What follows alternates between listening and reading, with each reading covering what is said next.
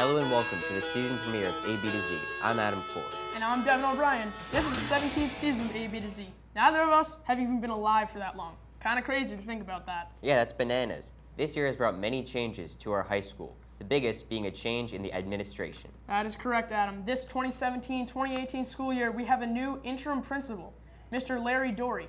Let's go to Tiago Muniz with more on that story. Hello, I'm Tiago Muniz. I'm here at the South Wing, and I had a little chat with Mr. Dory. And some of the questions I had was who asked him to be the principal, and also any short-term changes for the school that are coming up, and any long-short changes. Let's see what he had to say. Okay. I started at Acton-Boxborough Regional High School in 1994. I started as a school counselor and the director of alternative programs. I began as an administrator, assistant principal, in 98, I think it was. That's a good question. I was asked by central office, the superintendent's office, to serve as interim. The reason why I was asked had to do with timing, I think, more than our goal as a administrative team this year is really centered on building personal relationships, and most of the goals or objectives we have center around that. So we're doing things like senior luncheons, where we're going to invite every senior down on Fridays through the course of the year. I don't have any long-term changes at this point. We have a long-term goal that's centered on student wellness, and there are a lot of things that are going on and are going on in the future centered around student wellness.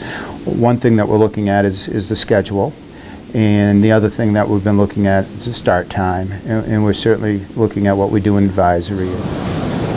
In addition to those questions, we also asked that what was the difference between being an assistant principal and a principal, and also, do you think you will be a permanent principal? Again, let's see what he had to say. For me, this year, having been here as an assistant principal as long as I have, I've had the opportunity to work under three very good administrators, three of the best principals that I think I've known in Steve Donovan and Elise Callan and Joanne Campbell, absolutely. So I've been able to learn a lot from them over the years, so I'm not stepping into this position without some background. I have no idea. This school system needs to focus in first, I think, or may focus in first on the hiring of a superintendent, and then they'll have to focus in on the hiring of a high school principal.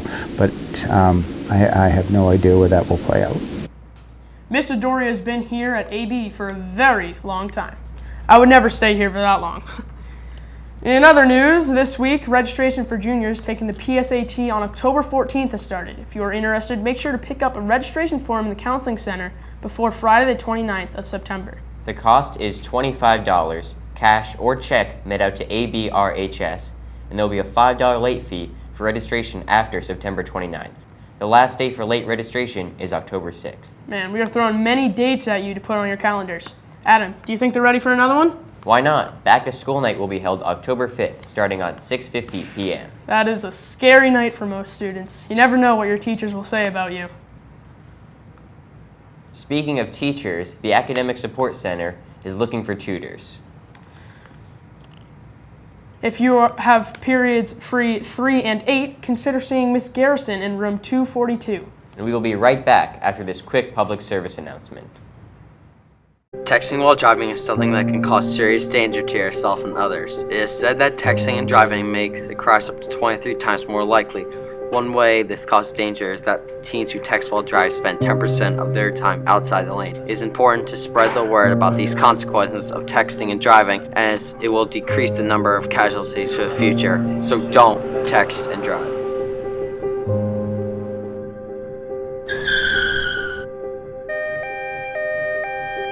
Don't text and drive. If you are a senior, you should consider joining the Principal's Advisory. This group meets with Mr. Dory and Ms. Baker to discuss what is going on at AB. This group will meet once a month. If you are interested, email Ms. Hurley. Our final story is a magical one. Proscenium Circus, Beauty and the Beast, based on the popular 90s movie, will be performing soon. You can purchase tickets on abdrama.org. Tickets are normally $18, however, online you can get a discount of $2 off for students and folks 55 and up. Tickets are limited, and you can buy them at Roche Brothers or at the door to the theater. However, we recommend you buy them prior to the show in case they are sold out at the door. Performance times will be on the evenings of October 27th and 28th and November 3rd and 4th, while matinees will be October 28th and 29th and November 4th. To learn more, go to abdrama.org. What even is a matinee? Pretty sure it's just like a fancy theater word used for an afternoon show. Theater kids, am I right? Yeah, but what about the football team? They've been having a rough season so far. We talked with Finn Murray, varsity quarterback for the football team, to get his thoughts on the season so far. You know, it's obviously tough starting out 0-2, but we're looking to get a win this week against Barnstable. It's a long drive to the Cape, but I don't know. I think we can definitely win, and we need this to keep our season on track. Big week. I hope the team can bounce back and bring home a W for the Crazies. Next up, we're bringing back a regular segment on our show, the Community Profile. In this week's profile, Will Musel and Jack Post sit down and talk with an AB basketball legend and former professional basketball player, Elizabeth Belanger. Elizabeth Belanger is an Acton-Boxborough high school graduate who went on to play Division I basketball at UNH. She then furthered her career by playing in the German Pro League. Her passion for basketball developed here in Acton-Boxborough while she was attending the 3rd grade. I think starting basketball started at a young age. I used to play with my brother all the time. My dad coached me when I was younger at ComEd in Acton, or 3rd, 4th grade, all the way up to travel basketball. And my friends played, and I just found something that I loved, and I just kept working at it, and I just fell in love with it more and more every day. Furthermore, Elizabeth spoke to us about one of her favorite career moments at AB as a Colonial. I would say my senior year, on senior night, we actually ended up beating Westford, who was one of our bigger rivals. I'm sure they still are now. And it was 2 top teams going at it, and we ended up coming out on top. It was at home. It was a good crowd. It was just one of those moments in your career where it kind of wraps everything up, and just always the feeling of beating Westford. Nothing can ever beat it. We caught up with the assistant coach of the girls basketball team at the time, Coach Bassett, and he shared with us a couple words about Elizabeth Belanger and some nice memorable stories. Well, as a player, Elizabeth was, she was exactly what you want as a coach, because she not only was the most talented kid on the court, but she was also one of the hardest workers. And that's what made her great. She had a tireless work ethic, and she put the time in the off season to get better and improve her game, and that's what led to her being such a good player. And she was just a natural leader on the court. The kids loved playing with her and around her, and she sort of made kids better. The biggest memory I have of Elizabeth as a player was actually my first game as head coach. I was filling in for the head coach, Coach Landry at the time. She was sick, so she couldn't make the game. It was a good game back and forth against a really good Wachusett team, and Elizabeth hit about a 30 or 35 footer at the buzzer to win by 2. So it was a great way to start a coaching career. Elizabeth then spoke to us about what it took to play at the college Division I level. Freshman year is really challenging in many different ways. You're new to a university with 12,000 students. You're playing a Division I sport that demands a lot. It's every day. It's all seasons. There's not really any off time. We go to summer school. We work out. We do all we do lifting and all that stuff. So it's really important, I think, to work hard and commit yourself to that and surround yourself with people that are willing to challenge you and willing to, to push you and encourage you when you need it. So I think those are all really important things to have if you want to succeed at Division I level. And my coaches were great, and they always were pushing me to do whatever I wanted, and they would back me up 100%. And I mean, I had a great experience in college, and I wasn't ready for basketball to be done. And We're about to take a trip overseas into Osnabrück, Germany, to learn more about what Elizabeth's experience was like in the Pro League. it was good. It was different. I've never traveled to Europe before, so that was really new for me. And I actually got to play in Osnabrück, Germany, in the 2nd division, and you're only allowed to have 2 non-Europeans on the team, so it was myself and another girl from Canada. She played at Northeastern, so I actually played against her in college.